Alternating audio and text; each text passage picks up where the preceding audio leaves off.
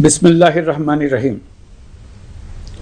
প্রিয় দেশবাসী, শিশু, কিশোর কিশোরী, তরুণ তরুণী, ছাত্রছাত্রী, বয়স্ক, বৃদ্ধ, নারী পুরুষ সবাইকে আমার সালাম জানাচ্ছি। আসসালামু আলাইকুম। আজ 5ই অগস্ট, জুলাই গণ অভ্যুত্থান দিবস। বাংলাদেশের ইতিহাসের এক অবিস্মরণীয় দিন। 1 বছর আগে এই দিনে জুলাই গণ অভ্যুত্থান পূর্ণতা পায়। দীর্ঘদিনের ফ্যাসিবাদী শাসন থেকে মুক্ত হয় প্রিয় স্বদেশ। গত বছরের জুনে আদালতের একটি রায়ে সরকারি চাকরিতে কোটা পুনর্বহাল হলে দেশের তরুণ শিক্ষার্থী সমাজ বিক্ষুব্ধ হয়ে ওঠে। তাদের এই ক্ষোভ দাবানলে পরিণত হয় স্বৈরাচারের তুচ্ছতাচ্ছিল্যে, দমন পীড়নে, নির্বিচারে গুলিবর্ষণ, নির্মম হত্যাযজ্ঞের কারণে। স্বৈরাচারী শাসকের নির্দেশে পরিচালিত হত্যাযজ্ঞের সামনে নির্ভীক চিত্তে দাঁড়িয়েছিল এদেশের ছাত্র, শ্রমিক, জনতা। তাদের সম্মুখভাগে ছিলেন আমাদের অদম্য নারীরা। দেশকে স্বৈরাচার মুক্ত করতে অকাতরে জীবন উৎসর্গ করেছেন তাঁরা। আজকের দিনে আমি জাতির সূর্য সন্তান জুলাই শহীদদের গভীর শ্রদ্ধার সঙ্গে স্মরণ করছি। জুলাইয়ে যারা আহত হয়েছেন, চিরতরে পঙ্গু হয়েছেন, দৃষ্টি হারিয়েছেন, জাতির পক্ষ থেকে আমি তাদের প্রতি শ্রদ্ধা ও কৃতজ্ঞতা জানাচ্ছি। প্রিয় দেশবাসী, গত 1 বছরে আমরা অনেক সংকট ও সম্ভাবনার মধ্য দিয়ে পার করেছি। অনেক ঘটনা, দুর্ঘটনা আমাদের গভীরভাবে বেদনাহত করেছে। সর্বশেষ মাইলস্টোন কলেজে বিমান বিধ্বস্ত হয়ে ঝরে গেছে আমাদের কোমলমতি শিশুসহ বেশ কিছু মানুষের প্রাণ। আগুনে পুড়ে আহত হয়েছেন অনেকেই। এই ঘটনা আমাদের সবাইকে শোকস্তব্ধ করে দিয়েছে। এই দুর্ঘটনায় নিহতদের আত্মার শান্তি কামনা করছি। যারা এখনো হাসপাতালে চিকিৎসাধীন তাদের দ্রুত আরোগ্য কামনা করছি। এই ভয়াবহ দুর্ঘটনার পর সিঙ্গাপুর, চীন, ভারত সহ কয়েকটি দেশের যে সকল চিকিৎসক এবং নার্স আহতদের সেবায় অক্লান্ত পরিশ্রম করেছেন তাদের প্রতি কৃতজ্ঞতা জানাচ্ছি। যারা রক্ত দিয়ে আহতদের পাশে দাঁড়িয়েছেন কৃতজ্ঞতা জানাচ্ছি তাদের প্রতিও। প্রিয় দেশবাসী, জুলাই অভ্যুত্থানের পর আমরা অনেক দূর পথ অতিক্রম করে এসেছি। আমাদের জাতীয় জীবনে শান্তি শৃঙ্খলা ফিরে এসছে, অর্থনীতিতে গতিশীলতা এসছে, সংকট দূর হয়েছে। মাত্র কয়েকদিন আগে যুক্তরাষ্ট্রের সঙ্গে আমরা সফলতার সঙ্গে শুল্ক আলোচনা সমাপ্ত করেছি। এর ফলে আমাদের অর্থনীতির সম্ভাবনা বহুগুণ বেড়ে গিয়েছে। যখন 1 বছর আগে আমাদের অন্তর্বর্তীকালীন সরকার 16 বছর ব্যাপী একটানা ধ্বংসযজ্ঞ এবং লুটপাটে বিধ্বস্ত এক অর্থনীতির দায়িত্ব নিয়েছিলাম, তখন কারোরই মনে হচ্ছিল না এই বিধ্বস্ত অর্থনীতিকে আবার সহজে চালু করা যাবে। মাত্র 1 বছরের মধ্যে আমরা প্রতিশ্রুতি দিয়েছিলাম 2026 সালের জুনের মধ্যে দেশের আগামী জাতীয় সংসদ নির্বাচন আয়োজন করব। তবে নির্বাচনের আগে আমাদের অত্যাবশ্যকীয় কয়েকটি কাজ সম্পন্ন করতে হবে। এর মধ্যে অন্যতম হল জুলাই ঘোষণাপত্র ও জুলাই সনদ। আজ জুলাই গণ অভ্যুত্থান দিবসে সকল রাজনৈতিক দলকে সঙ্গে নিয়ে আমরা জাতির কাছে জুলাই ঘোষণাপত্র উপস্থাপন করেছি। এই ঘোষণাপত্রে মহান মুক্তিযুদ্ধ সহ বাংলাদেশের মানুষের অতীতের বিভিন্ন ঐতিহাসিক ও গণতান্ত্রিক সংগ্রাম থেকে শুরু করে জুলাই অভ্যুত্থানের প্রেক্ষাপট বর্ণনা করা হয়েছে। আমাদের 3টি দায়িত্ব ছিল: সংস্কার, বিচার ও নির্বাচন। জুলাই অভ্যুত্থানের ছাত্র, শ্রমিক, জনতা দেয়ালে দেয়ালে যে প্রত্যাশার কথা লিখে রেখেছিল তার অন্যতম ফোকাস ছিল রাষ্ট্র ব্যবস্থার গণতান্ত্রিক সংস্কার। সেই লক্ষ্যে আমরা বেশ কয়েকটি সংস্কার কমিশন গঠন করেছিলাম। তাদের মধ্যে প্রধান প্রধান সংস্কার কমিশনগুলো যে সুপারিশ পেশ করেছে সেগুলোর মধ্যে স্বল্প সময়ের মধ্যে আশু বাস্তবায়নযোগ্য বহু সংস্কার আমরা ইতিমধ্যে সম্পন্ন করেছি। এই সংস্কারগুলোর মাধ্যমে অর্থনৈতিক খাত, বিচার ব্যবস্থা ও জনপ্রশাসনে গতিশীলতা আসবে। স্বচ্ছতা ও জবাবদিহিতা বহুলাংশে বৃদ্ধি পাবে, দুর্নীতি, অনিয়ম ও হয়রানি হ্রাস পাবে।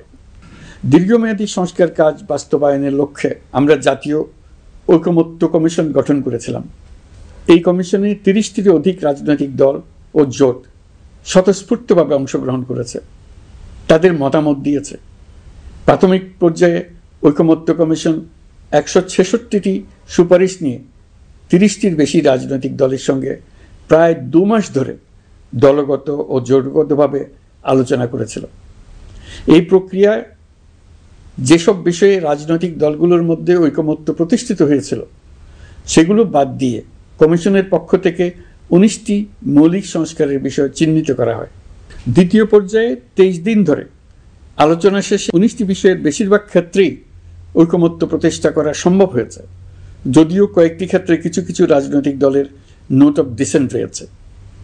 সংস্কারের ক্ষেত্রে আমরা আমাদের লক্ষ্যে পৌঁছাতে পেরেছি। ঐকমত্য কমিশনের পরিচালনায় দেশের সকল রাজনৈতিক দল মিলে দীর্ঘদিন ধরে প্রতিনিয়ত আলাপ আলোচনার ভিত্তিতে জুলাই সনদ চূড়ান্ত হওয়ার পর্যায়ে এসছে। জুলাই সনদ একটি ঐতিহাসিক অর্জন। এটা শুধু আমাদের রাজনৈতিক ইতিহাসে নয়, বৃহত্তর পরিমণ্ডলের রাজনৈতিক ইতিহাসেও স্মরণীয় হয়ে থাকবে। দলিল তো স্মরণীয় হয়ে থাকবেই, এটা রচনার প্রক্রিয়াও স্মরণীয় হয়ে থাকবে। এই দলিল প্রণয়নের জন্য আমি সকল রাজনৈতিক দলের নেতৃবৃন্দকে এবং ঐকমত্য কমিশনের সদস্যবৃন্দকে, বিশেষ করে এই উদ্যোগের নেতৃত্বদানকারী প্রফেসর আলী রিয়াজকে জাতির পক্ষ থেকে অশেষ কৃতজ্ঞতা ও ধন্যবাদ জানাচ্ছি। রাজনৈতিক দলের প্রতিনিধিরা অত্যন্ত সৌহার্দ্যপূর্ণ পরিবেশে আলোচনায় অংশ নিয়েছেন। মতপার্থক্য থাকা সত্ত্বেও সকল রাজনৈতিক দলের মধ্যে ঐকমত্য তৈরির চেষ্টা ছিল। আমরা আশা করছি এই ঐকমত্যের ভিত্তিতে অচিরেই রাজনৈতিক দলগুলি জুলাই সনদে স্বাক্ষর করবে এবং এর বাস্তবায়নেও ঐকমত্যে পৌঁছাবে। জুলাই সনদ বাংলাদেশে সুষ্ঠুভাবে ক্ষমতা হস্তান্তর, জবাবদিহিমূলক রাষ্ট্রীয় প্রতিষ্ঠানগুলোর স্বাধীনতা ও সক্ষমতা, নাগরিক অধিকারের সত্যিকারের বাস্তবায়ন, রাষ্ট্রীয় সম্পদ ও সামর্থ্যের ব্যবস্থাপনা নিশ্চিত করবে। আমাদেরকে নিশ্চিত করতে হবে ভবিষ্যতের কোনো সরকারই যেন আর ফ্যাসিস্ট হয়ে উঠতে না পারে। রাষ্ট্রকে এমনভাবে মেরামত করতে হবে যাতে কখনো কোথাও ফ্যাসিবাদের লক্ষণ পাওয়া গেলেই সেটিকে যেন তাৎক্ষণিকভাবে সেখানেই নির্মূল করা যায়, আর যেন 16 বছরের জন্য অপেক্ষা করতে না হয়, বহু মানুষকে প্রাণ দিতে না হয়, আমাদের যেন আরেকটি গণ অভ্যুত্থানের প্রয়োজন না হয়। জুলাই আগস্টের মানবতা বিরোধী অপরাধ মামলায় বিচার কাজ দৃঢ়ভাবে এগিয়ে চলেছে। বিচারের আনুষ্ঠানিক শুনানি পর্বও শুরু হয়েছে। ইতিহাসের নির্মম হত্যাযজ্ঞে যারা জড়িত তাদের বিচার এদেশের মাটিতে হবেই। বিচার প্রক্রিয়া ও এর ফলাফল ক্রমান্বয়ে মানুষের কাছে প্রকাশিত হতে থাকবে। বিচারের পুরো প্রক্রিয়া দেশবাসীর কাছে স্বচ্ছ ও দৃশ্যমান রাখা হচ্ছে। এবার আমাদের সর্বশেষ দায়িত্ব পালনের পালা, নির্বাচন অনুষ্ঠান। আজ এই মহান দিবসে আপনাদের সামনে এই বক্তব্য রাখার পর থেকেই আমরা আমাদের সর্বশেষ এবং সবচেয়ে গুরুত্বপূর্ণ অধ্যায়ে প্রবেশ করব। আমরা এবার একটা নির্বাচিত সরকারের কাছে দায়িত্ব হস্তান্তরের প্রক্রিয়া শুরু করব। অন্তর্বর্তী সরকারের পক্ষ থেকে আমি প্রধান নির্বাচন কমিশনারের কাছে চিঠি পাঠাবো যেন নির্বাচন কমিশন আগামী রমজানের আগে 2026 সালের ফেব্রুয়ারি মাসে জাতীয় নির্বাচন অনুষ্ঠানের আয়োজন করেন। আপনারা সকলেই দোয়া করবেন যেন সুন্দরভাবে নির্বাচন অনুষ্ঠান করে এদেশের সকল নাগরিক একটি নতুন বাংলাদেশ গড়ার কাজে সফলভাবে এগিয়ে যেতে পারে। আমরা সরকারের পক্ষ থেকে এই নির্বাচন যাতে সুষ্ঠু, শান্তিপূর্ণ এবং উৎসবমুখরভাবে সম্পন্ন করা যায় সেজন্য সকল প্রকার সাহায্য সহযোগিতা প্রদান করব। এবারের নির্বাচন যেন আনন্দ উৎসবের দিক থেকে, শান্তি শৃঙ্খলার দিক থেকে, ভোটার উপস্থিতির দিক থেকে, সৌহার্দ্য ও আন্তরিকতার দিক থেকে দেশের ইতিহাসে স্মরণীয় হয়ে থাকে। সেই জন্য সকল আয়োজন সম্পন্ন করতে আগামীকাল থেকে আমরা সকলেই মানসিক প্রস্তুতি ও প্রাতিষ্ঠানিক আয়োজন শুরু করব। নির্বাচনে ভোটারদের সম্পর্কে দুই একটা কথা বলতে চাই। এবার আমরা প্রবাসী ভোটারদের ভোট দেওয়ার আয়োজন নিশ্চিত করতে চাই। অর্থনৈতিক দিক থেকে সম্পূর্ণ বিধ্বস্ত বাংলাদেশ যে আবার দ্রুত ঘুরে দাঁড়াতে পেরেছে তার বড় কারণ হলো আমাদের রেমিটেন্স যোদ্ধাদের ঐতিহাসিক অবদান। নির্বাচনে তাদের অংশগ্রহণ নিশ্চিত করার জন্য নির্বাচন কমিশন প্রস্তুতি নিচ্ছে। নারী ভোটাররা যেন দেশের সর্বত্র নির্দ্বিধায় আনন্দোৎসাহ সহকারে তাদের ভোট দিতে পারে এটা নিশ্চিত করতে চাই। এবার যেন কেন্দ্রে কেন্দ্রে নারী ভোটারদের ঢল নামে, আমরা সেই লক্ষ্যে সমস্ত ব্যবস্থা গ্রহণ করব। দেশের মানুষের ভোটাধিকার কেড়ে নেবার কারণে গত 15 বছর ধরে নাগরিকবৃন্দ ভোট দিতে পারেনি। এবারের নির্বাচনে আমরা আমাদের বকেয়া আনন্দ সহ মহা আনন্দে ভোট দিতে চাই। এবারের নির্বাচনে জীবনে প্রথমবার ভোট দিতে যাবে এরকম ভোটাররা নানা উৎসবের মধ্য দিয়ে ভোট কেন্দ্রে যাবে, তাদের এই দিনটি স্মরণীয় করে রাখার জন্য। এর মধ্যে নতুন নারী ভোটার থাকবে, নতুন পুরুষ ভোটার থাকবে, এর মধ্যে এমন ভোটার থাকবে যারা 15 বছর আগে থেকেই ভোট দিতে পারত কিন্তু জীবনে একবারও ভোট দিতে পারেনি। এর মধ্যে আসবে যারা 10 বছর আগে, 5 বছর আগে ভোট দিতে পারত কিন্তু পারেনি। আর আসবে ভাগ্যবান ও ভাগ্যবতীর দল যারা এই প্রথমবার ভোটার হওয়ার যোগ্যতা লাভ করলো এবং সঙ্গে সঙ্গে ভোট দেওয়ার সুযোগও পেয়ে গেল। নির্বাচনের দিনকে আমরা ঈদের উৎসবের মতো করতে চাই। এবারের ভোটের আনন্দ থাকবে সবার মধ্যে। আপনারা সবাই বাচ্চা কাচ্চাদের নিয়ে ভোট কেন্দ্রে যাবেন। নাগরিক অধিকার প্রয়োগের মহা আনন্দ পরবর্তী বংশধরদের কাছে তুলে ধরার জন্য এখন থেকে প্রতিদিন আলাপ আলোচনা করুন। আপনার এলাকায় ভোটদান ব্যবস্থা কেমন হলে সুন্দর হয়, কেমন হলে আনন্দমুখর হয়, সেটা আগে থেকে ঠিক করার জন্য। নতুন বাংলাদেশ গড়ার কাজের ভিত্তি রচনা হবে এবারের নির্বাচনে। তার জন্য প্রস্তুতি নিন। প্রিয় দেশবাসী, দেশের ইতিহাসে এখন পর্যন্ত যতগুলো বড় সংঘাত, সহিংসতার ঘটনা ঘটেছে তার সবগুলোর নেপথ্য কারণ ছিল ত্রুটিপূর্ণ নির্বাচন। ত্রুটিপূর্ণ নির্বাচনের মধ্য দিয়ে কোনো দল যদি গায়ের জোরে নির্বাচিত হয়ে ক্ষমতায় আসে তার চূড়ান্ত পরিণতি কী তার জুলাই অভ্যুত্থান আমাদের দেখিয়ে দিয়েছে। আমরা ইতিহাসের কলঙ্কিত কোনো অধ্যায়ের পুনরাবৃত্তি আর করতে চাই না। আপনারা প্রত্যেকেই অবগত আছেন একটা গোষ্ঠী নির্বাচনকে বাধাগ্রস্ত করার জন্য উন্মুখ হয়ে আছে। তারা দেশের গণতান্ত্রিক অগ্রযাত্রাকে ব্যাহত করতে দেশের বাইরে বসে ভেতরে থেকে নানা অপচেষ্টায় লিপ্ত রয়েছে। আমাদেরকে অবশ্যই খেয়াল রাখতে হবে তারা যেন নির্বাচনকে সংঘাতময় করে তোলার কোনো রকমের সুযোগ না পায়।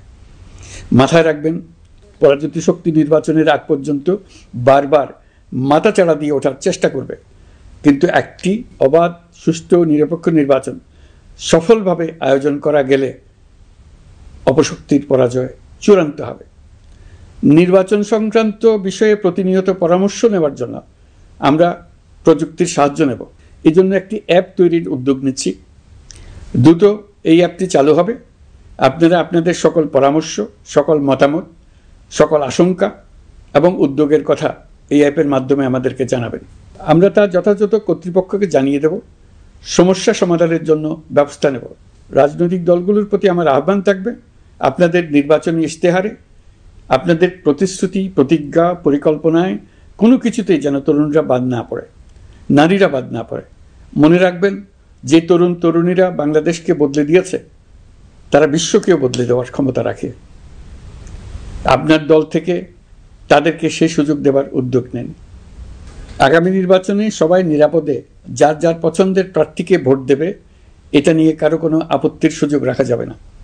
আমরা সবাই সবার পছন্দের প্রতি সম্মান দেখাবো, এটাই হোক আমাদের প্রতিজ্ঞা।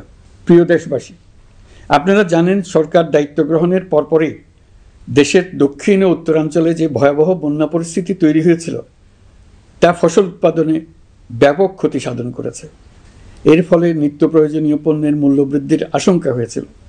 তবে সংশ্লিষ্ট প্রতিষ্ঠান ও কর্তৃপক্ষের যথাযথ পদক্ষেপ, নজরদারি ও মধ্যস্বত্বভোগীদের দৌরাত্ম্য কমানোর ফলে এটি এড়ানো গেছে। বিশেষ করে এবছরের পবিত্র মাহে রমজান মাস থেকে শুরু করে এখন পর্যন্ত বাজার পরিস্থিতি স্থিতিশীল রয়েছে। মূল্যস্ফীতির নিয়ন্ত্রণ ছিল আমাদের জন্য সবচেয়ে বড় চ্যালেঞ্জ। ভঙ্গুর অর্থনীতি ও বন্যার কারণে খাদ্য মূল্যস্ফীতি হয়েছিল প্রায় 14%। এখন সেটা অর্ধেকে নেমে এসছে। আমরা আশা করছি ডিসেম্বরের মধ্যে এটা 6% নেমে আসবে। এই জুন মাসে দেশের সার্বিক মূল্যস্ফীতি কমে 8.48% হয়েছে, যা বিগত 35 মাসের মধ্যে সর্বনিম্ন। এই নিয়ে 4 মাস ধরে সার্বিক মূল্যস্ফীতি ক্রমান্বয়ে কমেছে। বর্তমান অন্তর্বর্তীকালীন সরকারের প্রতি প্রবাসীদের অসীম আস্থার ফলে মুদ্রা বাজারেও স্থিতিশীলতা ফিরে এসছে। গত অর্থ বছরে ব্যাংকিং চ্যানেলে রেকর্ড $3033 কোটি প্রবাসী আয় দেশে এসছে। রপ্তানি আয়ে প্রায় 9% প্রবৃদ্ধি হয়েছে। এর ফলে টাকা শক্তিশালী হয়েছে।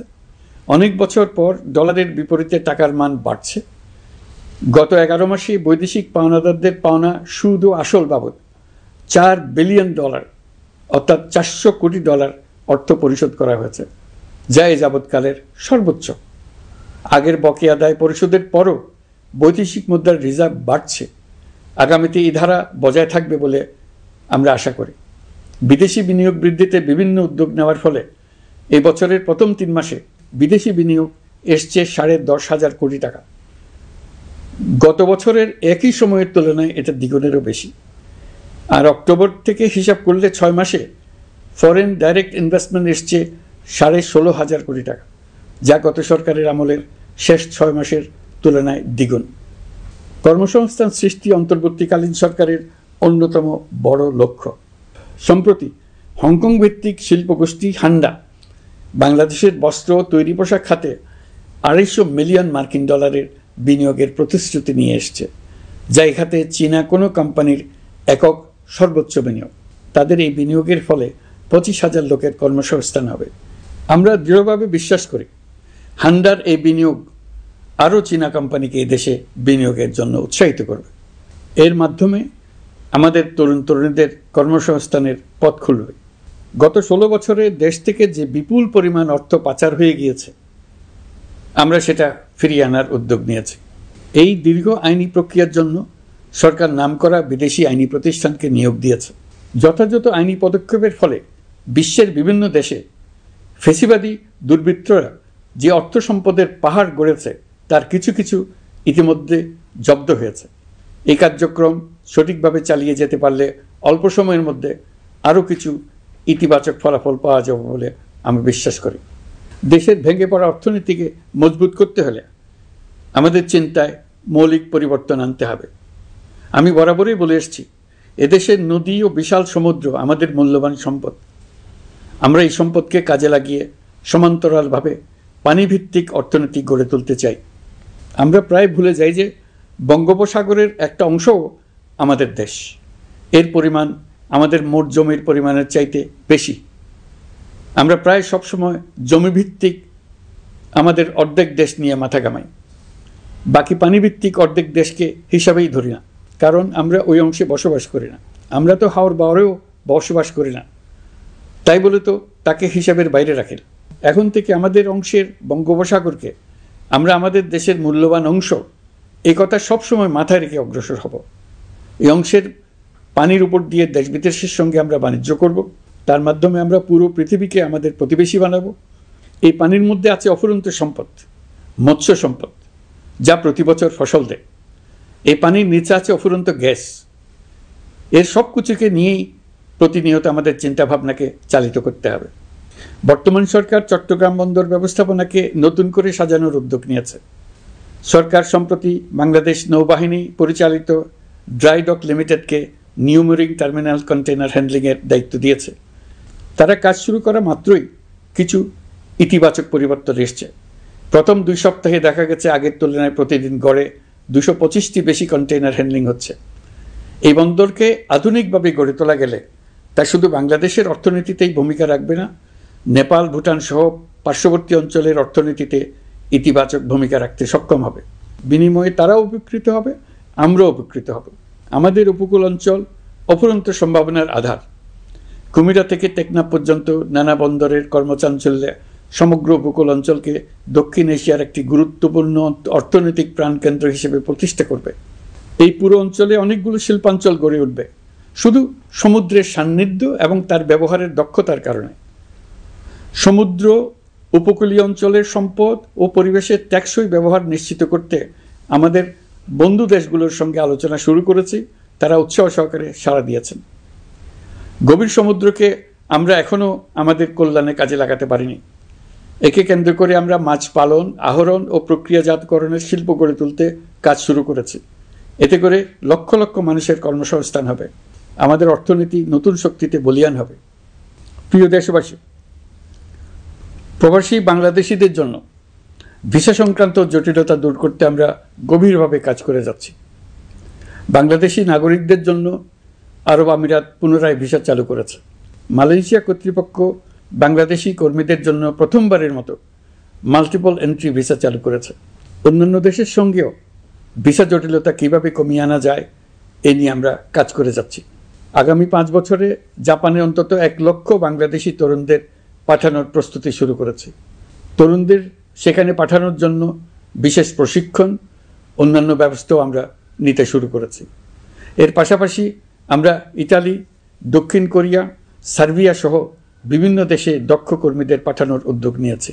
সৌদি আরব, জর্ডান, ওমান সহ বিভিন্ন দেশে নথিপত্রের কারণে যে প্রবাসীরা ইরেগুলার হয়ে গিয়েছিলেন তাদেরকে রেগুলারাইজ করার জন্য ব্যবস্থা নিয়েছে। আমরা বিভিন্ন দেশের সঙ্গে বিদ্যমান চুক্তিগুলোকে পর্যালোচনা করে দেখছি যাতে আমাদের প্রবাসী ভাই বোনদের জন্য সেগুলো স্বস্তিদায়ক হয়। দেশে এবং দেশের বাইরে বাংলাদেশের নাগরিকরা যে যেখানে অবস্থান করছে তারা যাতে সব ধরনের নাগরিক সুবিধা পান, আমরা সেই বিষয়ে উদ্যোগ নিয়েছি। চলতি বছর আমাদের নানা উদ্যোগের ফলে প্রায় 87,000 বাংলাদেশি সুষ্ঠুভাবে হজ পালন করতে পেরেছেন। হজের ব্যয়ও অন্যান্য বছরের তুলনায় আমরা কমিয়ে আনতে পেরেছি। হাজিরা যাতে নির্বিঘ্নে হজ সম্পন্ন করতে পারে সেজন্য লাব্বায়েক নামে অ্যাপ চালু করেছে, যার মাধ্যমে ঘরে বসেই হাজিদের আত্মীয় স্বজন, পরিবার পরিজন তাদের অবস্থান প্রতি মুহূর্তে জানতে পেরেছেন। এই বছর দক্ষিণ এশিয়ার অন্যান্য দেশগুলোতেও আমাদের হজ ব্যবস্থাপনা প্রশংসিত হয়েছে। আগামী বছরের হজ ব্যবস্থাপনা যেন আরও নির্বিঘ্নে সম্পন্ন করা যায় সেজন্য মন্ত্রণালয় এখন থেকেই প্রস্তুতি নিতে শুরু করেছে। প্রিয় দেশবাসী, জুলাই গণঅভ্যুত্থানে তরুণ শিক্ষার্থীদের পাশে ঢাল হয়ে দাঁড়িয়েছিলেন আমাদের বাবা মা ও শিক্ষকরা। আমাদের বাবা মায়েরা তাদের সন্তানকে বহু কষ্টে বড় করে বিশ্ববিদ্যালয়ে পাঠায়।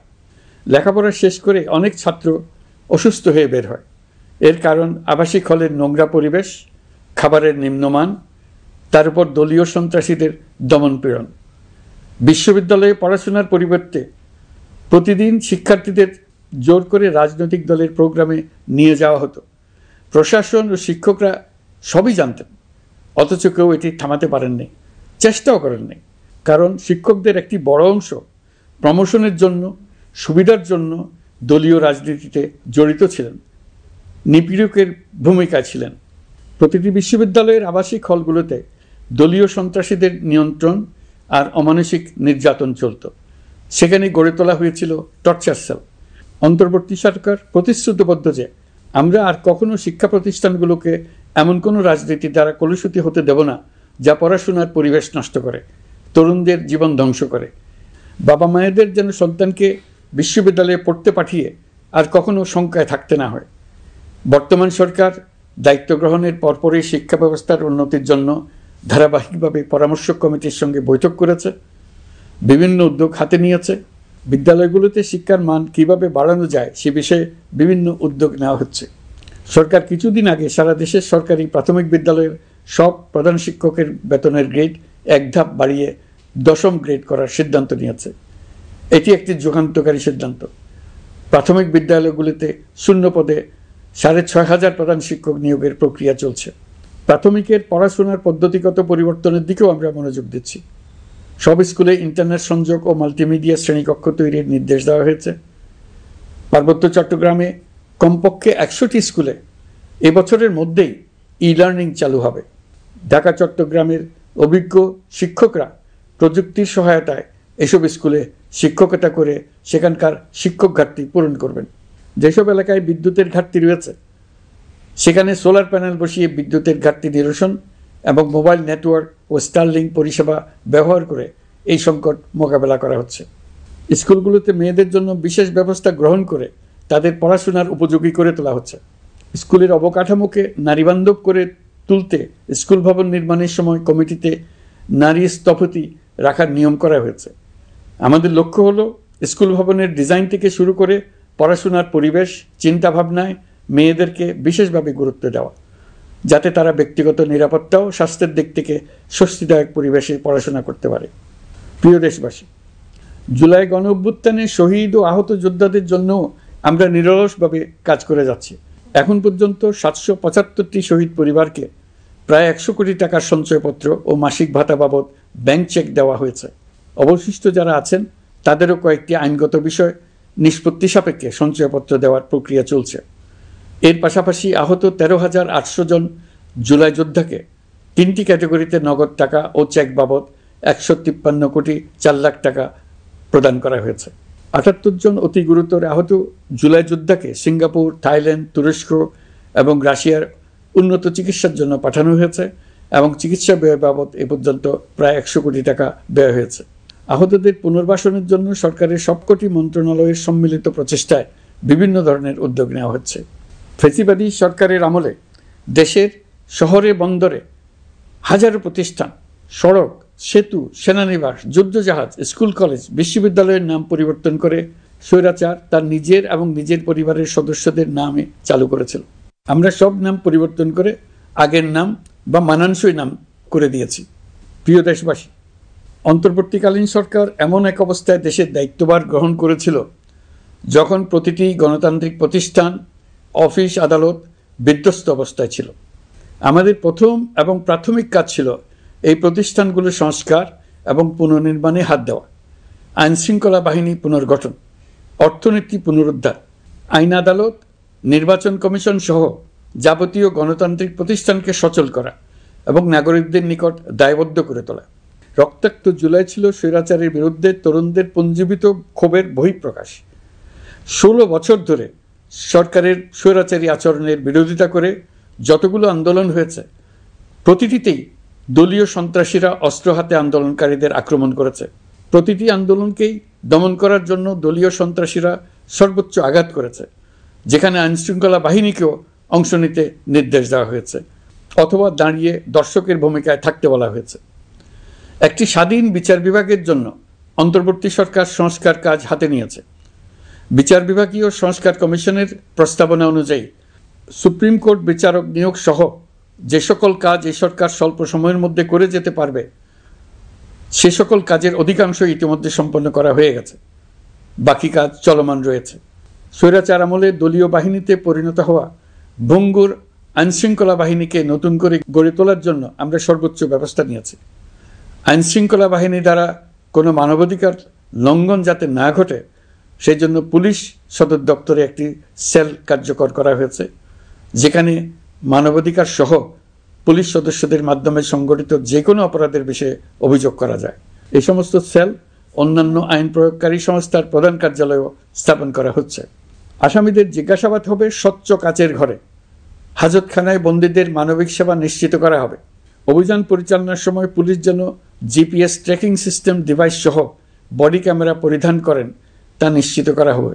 পুলিশ যেন আর কখনোই কোনো আন্দোলন দমনে প্রাণঘাতী অস্ত্র ব্যবহার করতে না পারে, সেই ব্যবস্থা নেওয়া হয়েছে। বেআইনি সমাবেশে বল প্রয়োগের ক্ষেত্রে জাতিসংঘের স্বীকৃত 5টি ধাপ অনুযায়ী পুলিশ সদস্যদের প্রশিক্ষণ দেওয়া হচ্ছে। সব মিলিয়ে স্বরাষ্ট্র মন্ত্রণালয়ের পুলিশ সংস্কার কমিশনের প্রস্তাব অনুযায়ী 16টি সংস্কার কাজ সম্পন্ন হয়েছে। আরও 43টি সংস্কার কাজ সমাপ্ত হওয়ার পথে। দেওয়ানি আইন, নারী ও শিশু নির্যাতন দমন আইন সহ বিভিন্ন আইনগত সংস্কার সম্পন্ন হয়েছে। সম্প্রতি সরকার ফৌজদারি কার্যবিধি সংশোধন অধ্যাদেশ 2025 অনুমোদন করেছে। এর ফলে এখন থেকে কোনো ব্যক্তিকে আটকের পর 12 ঘন্টার মধ্যে যত দ্রুত সম্ভব পরিবারকে জানাতে হবে। আটককৃত ব্যক্তিকে আইনজীবীর সঙ্গে সাক্ষাতের সুযোগ দিতে হবে। গ্রেপ্তারকৃত ব্যক্তি রিমান্ডের পর অসুস্থ বা আহত হলে তাকে ডাক্তার কর্তৃক পরীক্ষা করতে হবে এবং আঘাতের কারণ নিশ্চিত হতে হবে। তার প্রয়োজনীয় চিকিৎসা দিতে হবে। এক্ষেত্রে পুলিশের দায় থাকলে আইনি ব্যবস্থা নেওয়ার বিধান যুক্ত করা হয়েছে। এই আইনের ফলে গ্রেফতার ও আটক নিয়ে মানুষের হয়রানি অনেক কমে আসবে, পুলিশের জবাবদিহিতা বাড়বে এবং বিচারের কাজ দ্রুততর হবে। পুলিশ সংস্কার কমিশনের সুপারিশ ছিল কোনো ব্যক্তি থানায় জিডি করতে গেলে অবশ্যই তা গ্রহণ করতে হবে। জিডি গ্রহণ করা ছাড়া থানা থেকে কোনো ব্যক্তিকে ফিরিয়ে দেওয়া যাবে না। এই সুপারিশের ভিত্তিতে সরকার সিদ্ধান্ত নিয়েছে দেশের সব থানায় অনলাইনে জিডি করা যাবে। এখন থানায় জিডি না নেওয়ার আর কোনো অভিযোগ থাকবে না। গণতান্ত্রিক চর্চার অন্যতম প্রধান শর্ত গণমাধ্যমের স্বাধীনতা। অতীত ইতিহাসের দিকে তাকালে দেখা যায় মুক্ত সাংবাদিকতার ক্ষেত্রে প্রথম এবং সবচেয়ে বড় বাধা হিসেবে কাজ করেছে সরকার। অন্তর্বর্তী সরকার এইসব বাধা অপসারণে বিভিন্ন উদ্যোগ নিয়েছে। আমরা সমালোচনাকে উন্মুক্ত করে দিয়েছি। যে কেউ চাইলেই যে কোনো মাধ্যমে, সেটা মূলধারার গণমাধ্যম হোক কিংবা সামাজিক যোগাযোগ মাধ্যমেই হোক, সরকারের সমালোচনা করতে পারছেন। এমনকি রাষ্ট্রীয় গণমাধ্যমেও সরকারের সমালোচনা করা যাচ্ছে। নিকট অতীতে যা ছিল অকল্পনীয়। সাংবাদিকদের জবাবদিহিতা নিশ্চিত করার জন্য সরকার ইতিমধ্যে প্রেস কাউন্সিল পুনর্গঠন করেছে। আপনারা জানেন, সামাজিক যোগাযোগ মাধ্যমে প্রতিদিন বিপুল পরিমাণ গুজব ও অপতথ্য ছড়িয়ে পড়ছে। দেশকে অস্থিতিশীল করতে হাতিয়ারে পরিণত হয়েছে গুজব। অপতথ্য মোকাবেলা করার জন্য সাংবাদিকদের সক্ষমতা বাড়াতে বিভিন্ন ধরনের প্রশিক্ষণের ব্যবস্থা নেওয়া হচ্ছে। স্বৈরাচারী সরকার আমলে সাংবাদিকতার ক্ষেত্রে বড় বাধা ছিল ডিজিটাল নিরাপত্তা আইন, যা পরে সাইবার নিরাপত্তা আইন রূপে আবির্ভূত হয়েছিল। আমরা এই আইনটি বাতিল করেছি। এই আইনের অধীনে সাংবাদিকদের বিরুদ্ধে করা সব মামলা বাতিল করা হয়েছে। সংবাদ মাধ্যমের স্বাধীনতা নিশ্চিতকরণে এটি একটি বড় অগ্রগতি। নতুন যে আইন প্রণীত হয়েছে তাতে আগের আইনের নিবর্তনমূলক 9টি ধারা বাদ দেওয়া হয়েছে। আগের আইনের আওতায় করা 95% মামলায় এসব ধারায়। আমরা বিশ্বাস করি নতুন আইন প্রণয়নের পর সাংবাদিকদের আইনি হয়রানি বন্ধ হবে। গত বছর মানুষের প্রতিবাদকে স্তব্ধ করে দিতে ফ্যাসিবাদী সরকার ইন্টারনেট বন্ধ করে দিয়েছিল, যাতে গোপনে তারা দমন নিপীড়ন হত্যাকাণ্ড চালাতে পারে। অন্তর্বর্তী সরকার সাইবার সুরক্ষা আইন সংশোধন করে নতুন অধ্যাদেশে প্রথমবারের মতো ইন্টারনেটকে মৌলিক অধিকার হিসেবে অন্তর্ভুক্ত করেছে। সম্প্রতি আন্তর্জাতিক bandwidth real time internet traffic পরিবহনে 4 টেরাবাইট সেকেন্ডের মাইলফলক অতিক্রম করেছে বাংলাদেশ সাবমেরিন কেবলস পিএলসি। বাংলাদেশে ইন্টারনেট সেবার মান ভালো করতে সরকারের পক্ষ থেকে সর্বোচ্চ উদ্যোগ নেওয়া হয়েছে। প্রিয় দেশবাসী, আপনাদের আহ্বানে একটি ঐতিহাসিক সন্ধিক্ষণে আমরা দায়িত্বভার গ্রহণ করেছিলাম। জুলাই অভ্যুত্থানে সৃষ্ট নতুন বাংলাদেশের যে অভূতপূর্ব সম্ভাবনা জাগ্রত হয়েছে, তাকে এগিয়ে নিতে আপনারা আমাদেরকে দায়িত্ব দিয়েছিলেন। গত 12 মাস ধরে আপনাদের সবাইকে সাথে নিয়ে জুলাইয়ের দাবি পূরণের চেষ্টা করে যাচ্ছি। আসুন আজ জুলাই গণ অভ্যুত্থান দিবসে প্রতিজ্ঞাবদ্ধ হই এই জাতিকে আমরা আর কখনো বিভক্ত হতে দেব না। আমরা সকল নাগরিকের প্রতি মর্যাদাশীল থাকব, তিনি যেই পরিচয়েরই হন না কেন। আমরা দৈনন্দিন জীবনে নানা ঘাত প্রতিঘাতে সাময়িকভাবে যদি পথভ্রষ্ট হয়েও পড়ি, প্রতি বছর জুলাই আমাদেরকে নতুন করে ঐক্যবদ্ধ হতে শক্তি যোগাবে। জুলাই তরুণদের উসিলায় জাতির আত্ম আবিষ্কারের মাস, ভুল ভ্রান্তি শুধরে নেবার মাস, গর্তে পড়ে যাওয়ার প্রবণতা থেকে নিজেদেরকে রক্ষা করার মাস। জুলাই গ্রামে গঞ্জে, সরকারি বেসরকারি স্কুল কলেজে, বিশ্ববিদ্যালয়ে, ফসলের মাঠে, ঘরে বাড়িতে কিশোর কিশোরী তরুণ তরুণীদের কাছ থেকে তাদের আকাঙ্ক্ষাগুলো জেনে নেওয়ার মাস।